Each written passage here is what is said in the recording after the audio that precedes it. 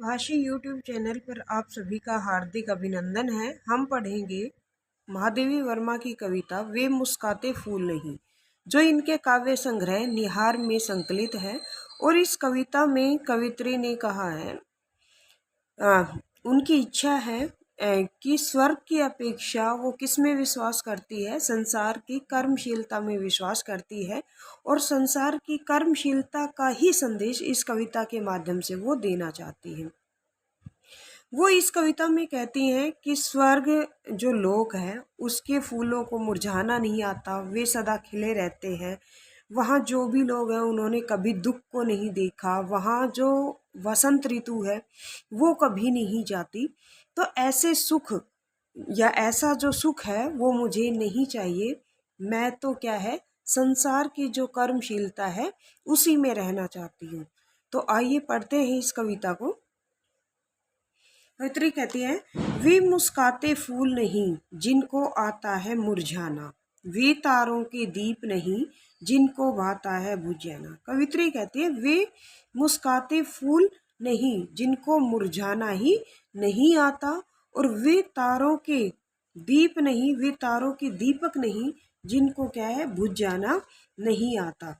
अर्थात जो कवित्री है वो फूल और दीपक के माध्यम से कहती है कि जब किसी चीज का विनाश होता है तो उस विनाश में ही वास्तविकता का क्या होता है, निर्माण होता है, या वास्तविक निर्माण की सार्थकता होती है। आगे कवित्री कहते हैं, वे नीलम के मेघ नहीं जिनको है घुल जाने की चाह, वह अनंत ऋतुराज नहीं जिसने देखी जाने की राह। कहते हैं वे क्या है, वे नीलम के बादल नहीं जिनमें घुल जाने की क्या है, चाह ही नहीं है। और फिर कहते हैं वह अनंत ऋतुराज नहीं जिसने जाने की क्या है, जो राह है वो नहीं देखी। अर्थात कवित्री कहती है कि वे बादल ही क्या जिसमें बरसने की इच्छा नहीं होती, और दूसरा कि वो जो अनंत ऋतुराज है, यानी कि वसंत जो ऋतु है वो कैसी वसंत ऋतु जिसने जाने की जो राह है वो नहीं देखी। फिर कवित्री कहते वे सोने से नयन नहीं जिनमें बनते हैं आंसू मोती, कि वे सोने से नयन, वे सोने से आंखें ही क्या जिन आंखों में क्या है मोतियों के समान जो आंसू है वो नहीं झलकते। अर्थात वो आंखें तो क्या है, सूनी है। फिर कवित्री कहते वह प्राणों की सेज नहीं जिसमें बेसुध पीड़ा सोती। कवित्री कहती है कि वह प्राणों की क्या है, सेज ही नहीं, अर्थात वो प्राण शक्ति ही कैसी जिसने पीड़ा को कभी सहन नहीं किया। अर्थात जो हमारा जीवन है उसमें जिस व्यक्ति ने दुखों का सामना ही नहीं किया, तो कवित्री कहती है उसकी जो प्राण शक्ति है या जीवन है वो कैसा है। ऐसा तेरा लोक वेदना नहीं, नहीं उसमें अवसाद। कवित्री ईश्वर से कहती है कि हे ईश्वर, तुम्हारा जो लोक है वो ऐसा है कि जिसमें ना तो वेदना है और क्या है, न ही दुख है, जलना जाना नहीं, नहीं जिसने जाना मिटने का स्वाद।